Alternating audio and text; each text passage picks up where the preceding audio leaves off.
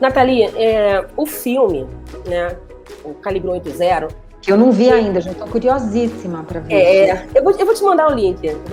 Agora eu quero esperar a estreia, quero ver junto com todo mundo. É bom que faz quórum pra gente. Isso. Mas, sob o ponto de vista da urgência, porque com a situação da pandemia e esse aumento alarmante do número de casos, foi causando uma inquietação e uma vergonha de não estar se mexendo em prol de alguma coisa. Porque, tudo bem, a gente não vai conseguir fazer muita coisa no macro, mas é a vizinha, é a amiga, é a família, mas o audiovisual tem essa potência. Então, quando o Calibre foi pensado, ele foi inspirado no Ligue 180, no Disque 180. Porque a gente está falando de uma situação emergencial. Enquanto essa entrevista está rolando, tem milhares de mulheres apanhando e, no final, né, algumas centenas delas vão estar mortas. Então, me chama muito a atenção, me incomoda muito o fato de a gente levou muito tempo para conquistar as ferramentas para esse enfrentamento. Então, eu estou falando das delegacias da mulher, eu estou falando de todo o aparato tecnológico, estou falando do Disque 180, claro, 127 do Ministério Público, e, enfim, o Brasil é muito grande, cada estado também tem outros recursos. Se a gente tem as ferramentas, se a gente tem a Lei Maria da Penha, se a gente tem as pessoas capacitadas trabalhando, o que está acontecendo? Então, você sabe que esse é um ponto interessante, as pessoas falam, não adianta trabalhar com violência doméstica porque os índices vão só aumentando, né? A gente sabe, ao contrário, que os índices estão aumentando mesmo, mas eram mulheres que já sofriam violência doméstica e não encontravam espaço para denunciar. Então, a gente tinha uma subnotificação desses casos de violência doméstica que agora estão aparecendo. Então, é importante que a gente não se deixe abater por esse aumento nos índices, né? Na verdade, o aumento dos índices só está mostrando que tinham casos que não estavam chegando. Né? Só um detalhe, que quando você falou há alguns minutos atrás, eu fiquei com vontade de perguntar. Você falou de uma diminuição de casos. A gente está falando de uma diminuição da violência ou do feminicídio, né? Porque são coisas diferentes. Você disse quando eu falei do começo da pandemia, né?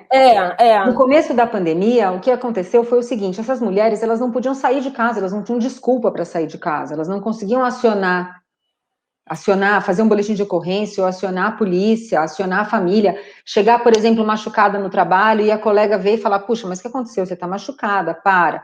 Então, essa mulher ficou, então, a princípio, o que a gente viu foi uma diminuição enorme no número de registros de boletim de ocorrência. Sim, tá. E a gente já estava esperando isso, então os Ministérios Públicos do Brasil todos já começaram a se movimentar para a gente conseguir chegar nessa mulher, que essa mulher conseguisse chegar na gente, né? O que a gente viu depois foi um aumento de 51% dos casos de flagrante e um aumento muito grande nos casos de acionamento da polícia militar. Então, se no começo a mulher não conseguia sair para registrar o boletim de ocorrência, chegou um ponto em que ela tinha que chamar a polícia, e esse homem era preso em flagrante.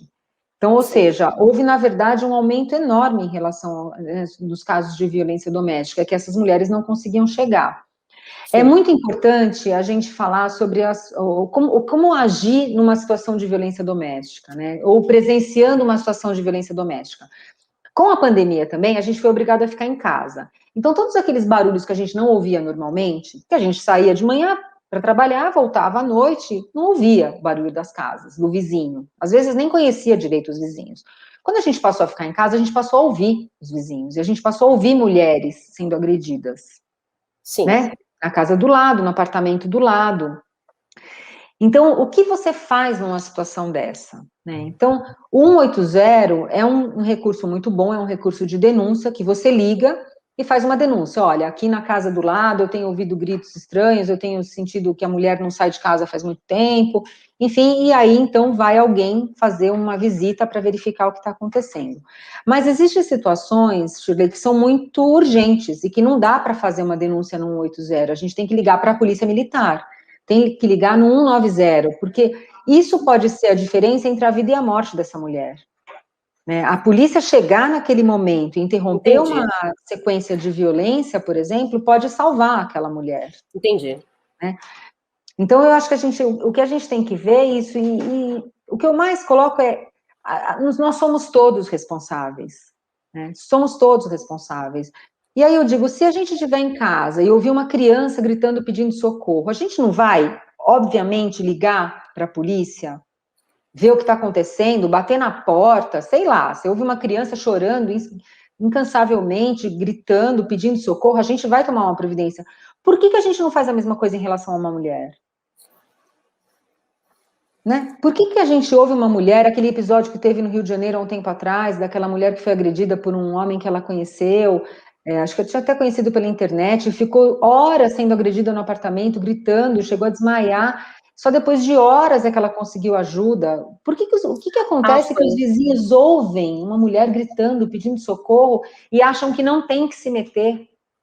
Né? Em que lugar que você coloca isso, né? Então, o lugar é esse, é o lugar do machismo, do patriarcado, em que o homem é dono da mulher. E como dono, se eu sou dona desse óculos, eu posso jogar ele fora, eu posso quebrar, eu posso fazer o que ele quiser, ele é meu, né?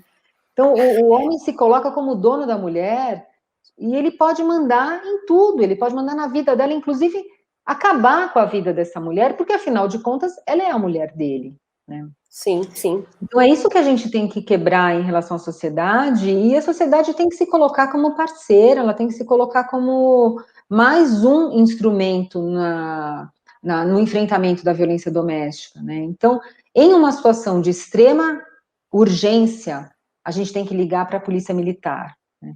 Numa situação em que não sei direito o que está acontecendo, às vezes eu ouço uns barulhos esquisitos na casa, eu vejo a mulher meio acabrunhada, eu vejo às vezes ela parece que machucada, aí a gente aciona um 180 e isso vai ter essa investigação.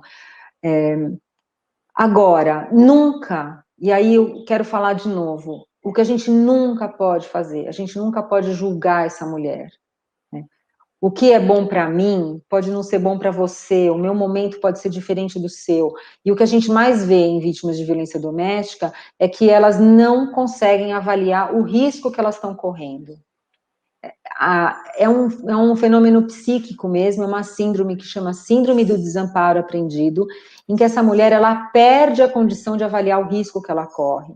Então, é muito importante que as pessoas que trabalham com mulheres com violência doméstica, envolvidas, saibam disso e tomem atenção nisso, porque às vezes você vai falar e essa mulher não vai entender, ela não vai avaliar o risco que ela está sofrendo, ela não consegue avaliar o risco. Então, por isso que é muito importante a gente fazer essa abordagem multidisciplinar, essa abordagem calma, tranquila, com tempo, para que essa mulher, então, consiga sair dessa situação de violência.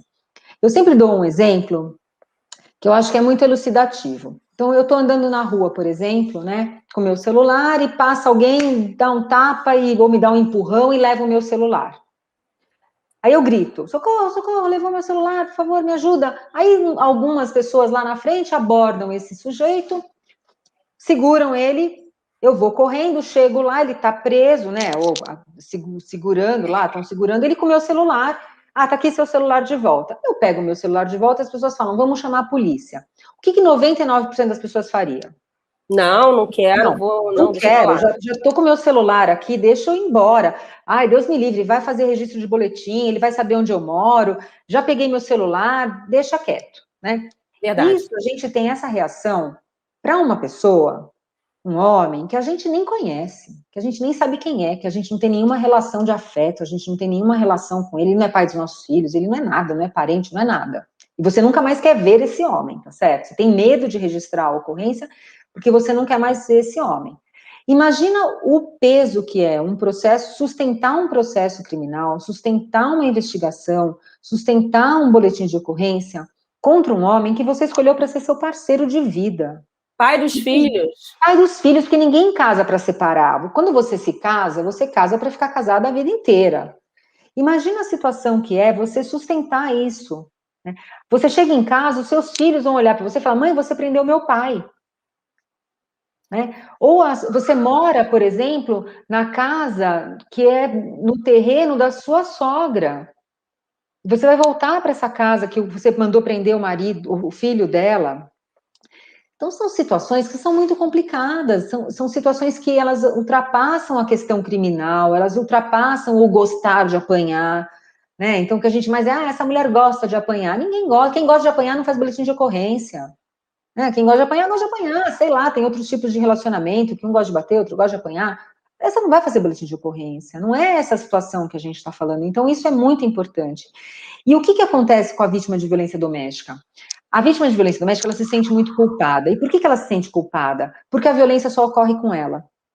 Normalmente, o autor de violência é um homem bem colocado socialmente, ele trabalha, ele tem amigos, ele não faz confusão em lugar nenhum, ele briga com o chefe briga com ele vem bater na mulher em casa, ele não vai bater no chefe. Ou ele tem um desentendimento lá, por exemplo, no jogo de futebol, ele não vai bater no colega que ele joga futebol, ele vem agredir a mulher em casa. Então, essa mulher, essa agressão, ela ocorre entre quatro paredes, ninguém vê. Então, ele faz um churrasco, por exemplo, para 40 amigos. 40 pessoas lá na casa, churrasco, cerveja, pré-pandemia, né? Churrasco, cerveja, todo mundo bebendo, se divertindo, não sei o que lá. Quando todo mundo vai embora, ele vem e fala para a mulher, você deu em cima do meu amigo. Eu vi uma hora que você deu risada para o meu amigo. E começa a agredir essa mulher. Esse homem, ele vai ter 40 testemunhas a favor dele. 40 pessoas para dizer que ele é gente boa, que ele é divertido, que ele é engraçado, que ele é bom anfitrião, que o churrasco estava ótimo. Ela não tem testemunha nenhuma a favor dela. Ela estava sozinha quando as agressões ocorreram. Então, isso faz com que a mulher comece a achar que a culpa é dela. Ela fala, puxa, mas ele em todo lugar ele é tranquilo, ele é bom, só comigo que. Então a culpa é minha. Então a gente ouve frases do tipo, doutora, ele me bateu aquele dia, mas eu queimei o feijão. A gente fala assim, bom, mas a senhora queimou o feijão, foi de propósito? Ainda que tenha sido de propósito? Não, eu queimei o feijão porque eu me distraí, porque meu filho estava com febre, então eu fui socorrer a minha criança, e aí o feijão ficou lá e eu queimei o feijão. Né? Ou, doutora, eu agredi, mas aquele dia, coitado, ele estava muito nervoso, ele tinha perdido o emprego, e ele chegou em casa muito nervoso. E aí, por isso que ele me agrediu. A mulher começa a achar justificativas para aquelas agressões, procurar justificativas para aquelas agressões, porque é só com ela que acontece aquilo. Né? E é muito importante a gente falar do ciclo da violência, né?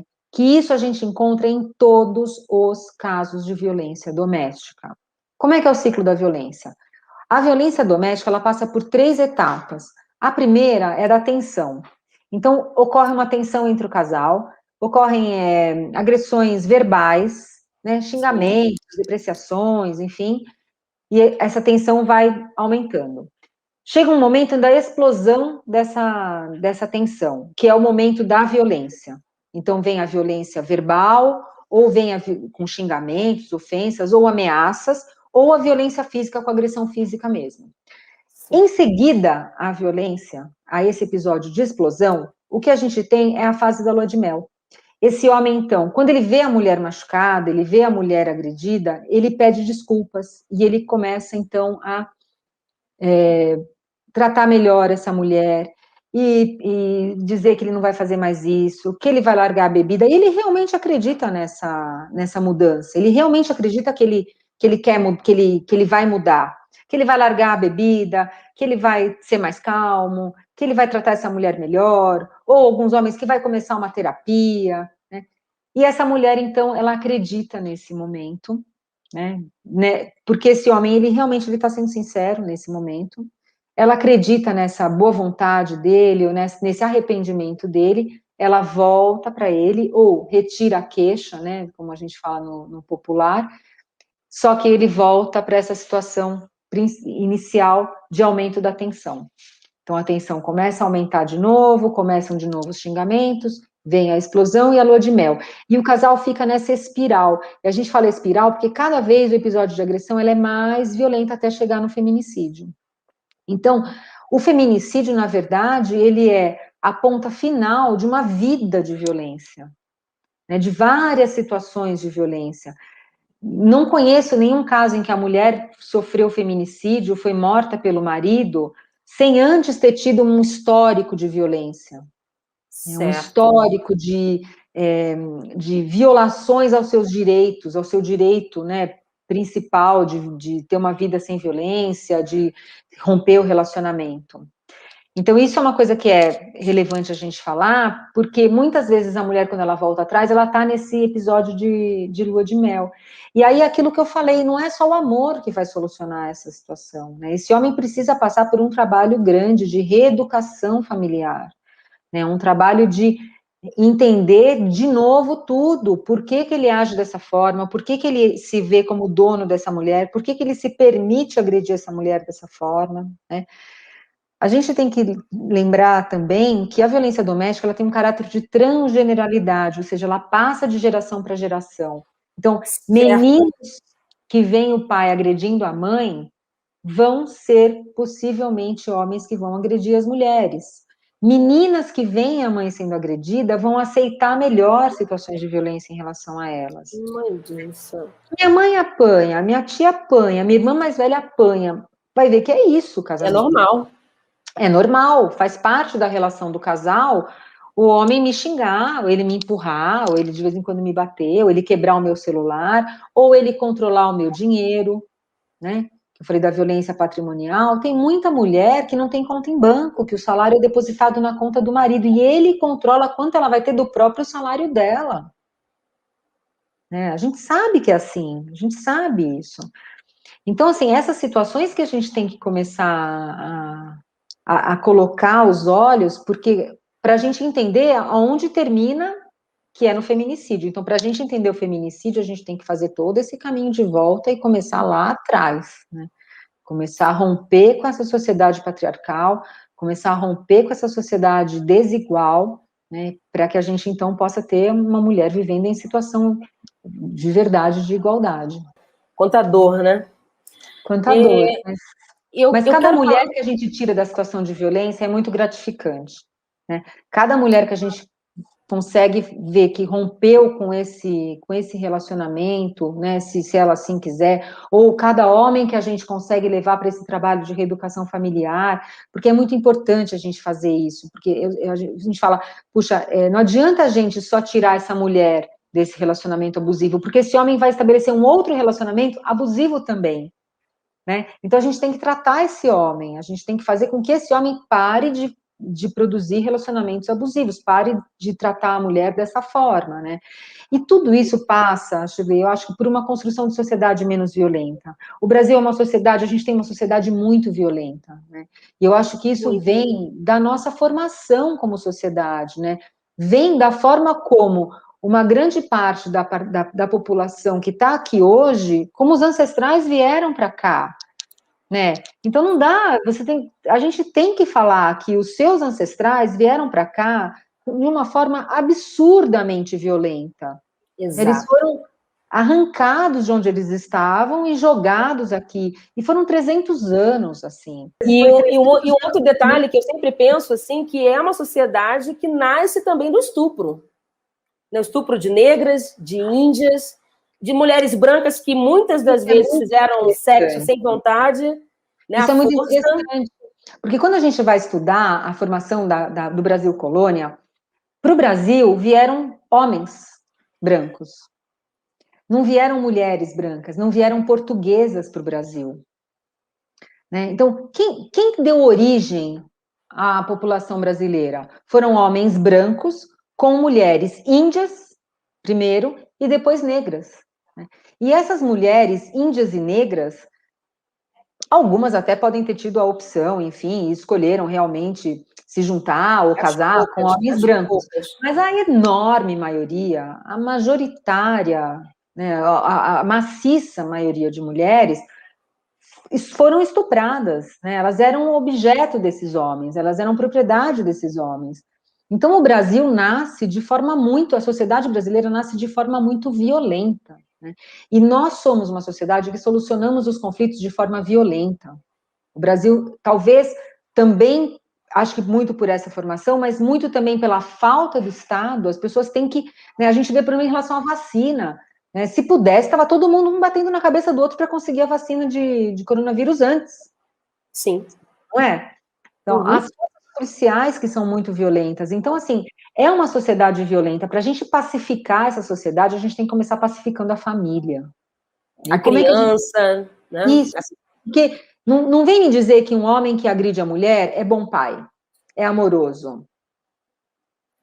Não Não é. tem como, Não encaixa. Não fecha essa conta. Não fecha a conta, né? O homem que é violento, ou que é abusivo, ou que é, ainda que seja por palavra, abusivo em relação à mulher, ele vai ser também em relação aos filhos. Mais em relação à filha mulher, né? Porque também tem essa relação, ele também vai ser mais abusivo e mais violento em relação à filha mulher, mas também em relação ao filho homem. Então a gente está criando pessoas, né, educando crianças nessa base violenta. Aí o menino vai para a escola e é violento com o colega, ou é violento com o professor, né, ou é violento com a namorada. Então, assim, a gente precisa romper isso. Né? E não é botando o problema para baixo do tapete. Não é dizer que o Estado não pode intervir na família, que o processo, que a gente ouve muito, o processo desestabiliza essa família, o processo traz insegurança para essa família. O que desestabiliza, o que tira a paz da família, o que traz insegurança para a família é a violência. O processo, ele só é uma forma da gente tentar corrigir essa situação de violência. Né? Então, são coisas que a gente tem que parar e pensar, né? E pensar com a própria cabeça, parar de ficar ouvindo quem não entende nada do assunto falando, né? Perfeito. E começar a ouvir e refletir, falar, puxa, faz sentido, né? Sim. Eu quero pegar uma carona no que a gente falou, né, da raiz do problema, e falar dos casos de estupro. A pandemia da epidemia, eu não sei nem como qualificar um país que diariamente, né, são centenas de mulheres sofrendo essa violência que, para mim, assim, depois do feminicídio em si, talvez ser estuprada seja morrer em vida, né? E muitas conseguem se recuperar e outras não. Queria que você falasse do ponto de vista da justiça, como é que está o panorama hoje e como é que tem sido o encaminhamento das soluções. E eu imagino que para esse crime tenha que ser, as providências tenham que ser mais rápidas, né? Até por conta de ter provas, né? A mulher acabou de ser violentada, então, assim, ter lá DNA do cara no corpo da mulher, no esperma, enfim, queria entender, assim, do ponto de vista da justiça, do que é notificado, como é que está esse quadro bizarro hoje desse crime nesse país? Então, a gente fala, né, estatisticamente, uma agressão a cada 2 minutos as mulheres sofrem no Brasil. Isso inclui estupro? Um estupro a cada 6 minutos. Esses são os casos que são notificados. A gente sabe que, em relação a estupro, a subnotificação é maior ainda, porque as mulheres têm primeiro, muita vergonha, né?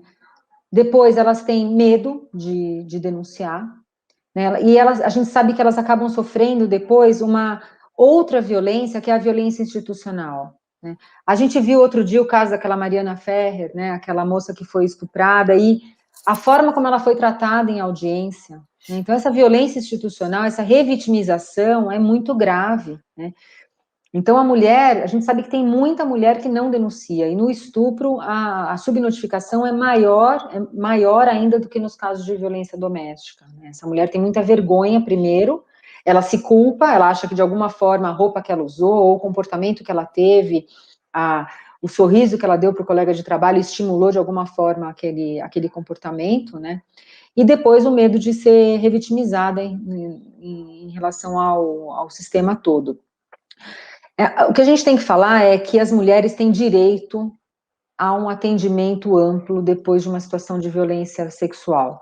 Então, a mulher, ela tem direito a procurar um auxílio médico, ela tem direito a fazer a coleta do material genético. Então, o importante é que a mulher, por exemplo, por mais que eu imagine a vontade que ela tenha de entrar no chuveiro e lavar aquele homem dela, né?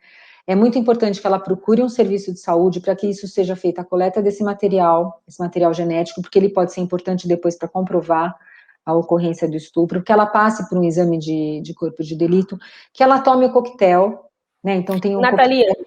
deixa eu te interromper só para a gente poder se fazer entender para qualquer mulher que esteja nos assistindo. Na prática, aconteceu, para onde que ela vai? Qual é o caminho? Hospital. Ela pode ir para o hospital, ela não precisa fazer boletim de ocorrência. Ah, tá, olha.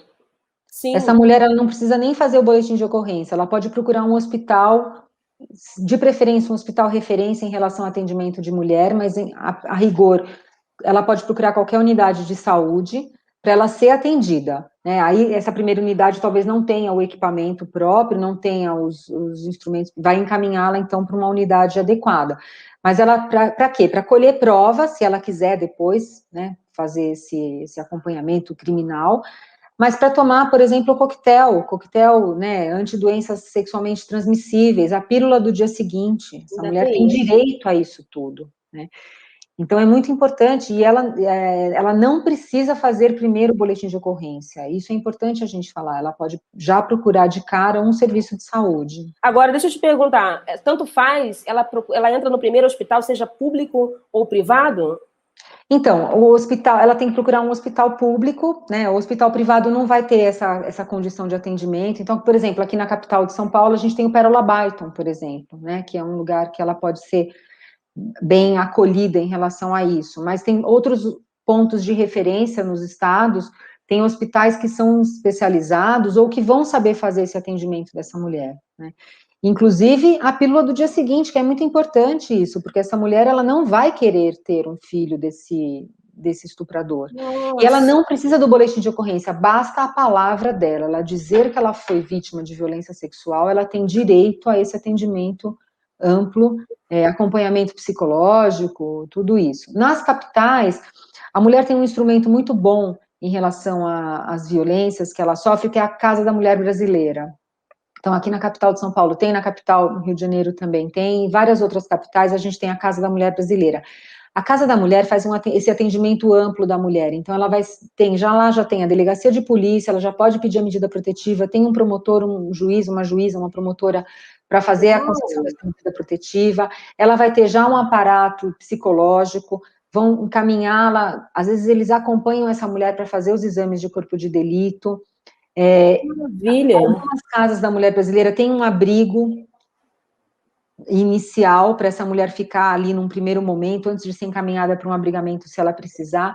Então, é um local de bastante facilidade para a mulher resolver essas questões, inclusive questões de violência sexual. O problema é que ela só está nas capitais, e acho que não são nem em todas as capitais, mas em algumas capitais do Brasil. Mas, se não, a mulher, hospitais ou a delegacia de polícia mesmo. Perfeito. Natalia, ficaria com você aqui horas e horas e horas, porque, de fato, assim, é muito importante, é muito precisa cada informação e muito preciosa também.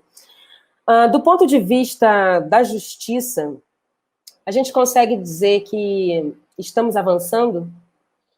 Olha, eu acho que a gente está avançando. Talvez a gente precisasse avançar um pouco mais rápido do que nós estamos avançando, mas a gente está avançando. A gente já vê decisões de tribunais superiores muito favoráveis à Lei Maria da Penha, né, de realmente dar efetividade à lei. A gente, felizmente, tem colegas muito empenhados nessa questão, colegas que agora entenderam que a questão da violência doméstica realmente é uma questão muito importante. Eu faço sempre a comparação de um pronto-socorro. Então, o médico está trabalhando no pronto-socorro e chega um paciente baleado, chega um paciente com uma apendicite e chega um paciente com câncer. Ele está sozinho lá, ele pode atender um paciente por vez. Qual ele começa atendendo? Ele começa atendendo o baleado, porque o homem está lá, né, a pessoa está se esvaindo em sangue, ele tem que atender aquele lá. Depois ele passa para o apendicite. E aí, se tiver tempo, ele vai para o paciente com câncer, né?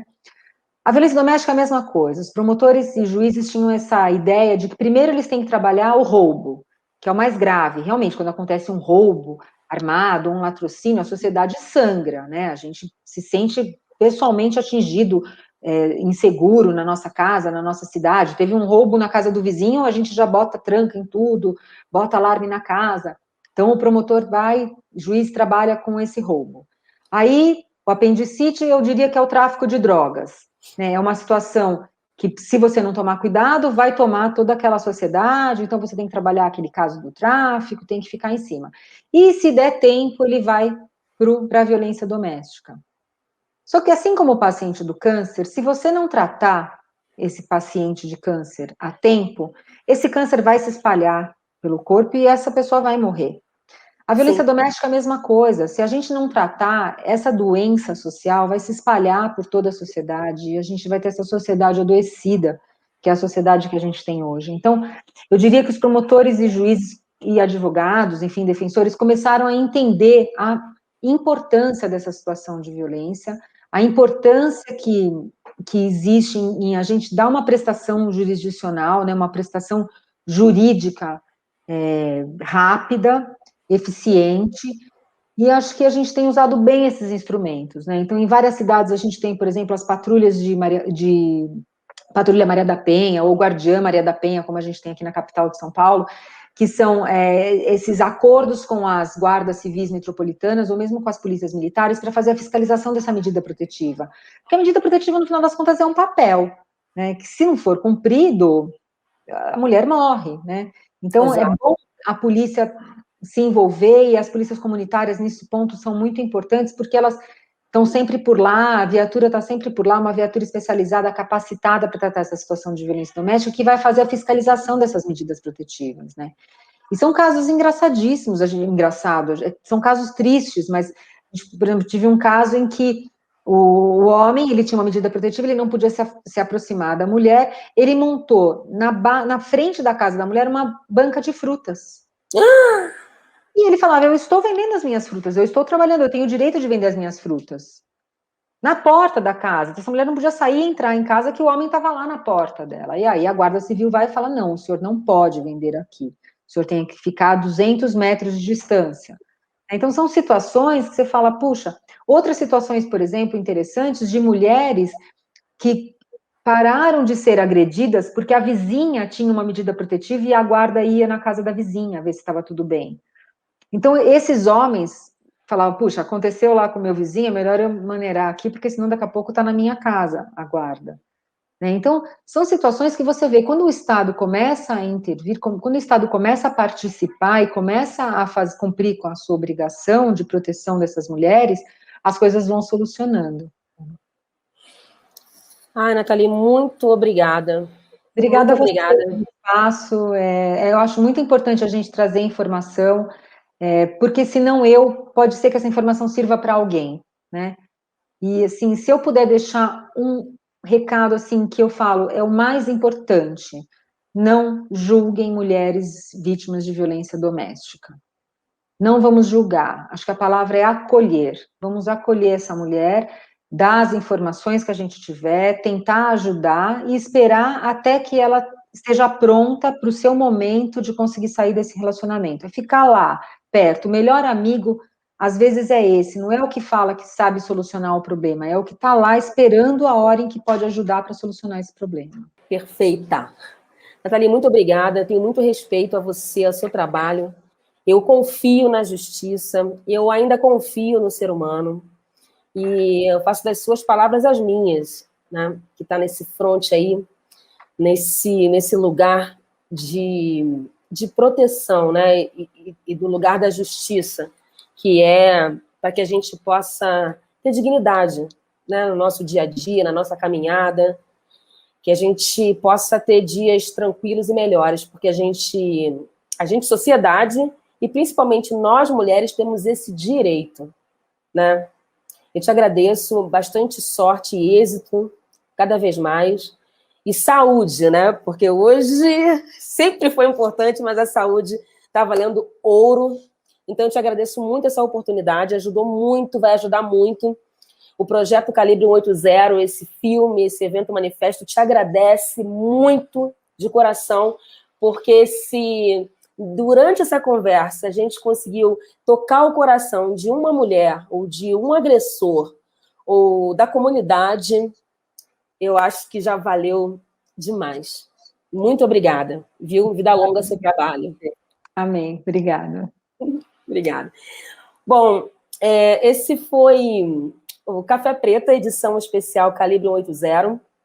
Eu acho que, apesar de ser um assunto muito difícil, muito pesado, foi muito prazeroso e importante a gente voltar, né, nessa missão maravilhosa que é dar uma injeção de ânimo, de dignidade e, por fim, quem sabe, contribuir para que estejamos juntas, juntos, e nenhuma a menos. Acho que essa que é a missão.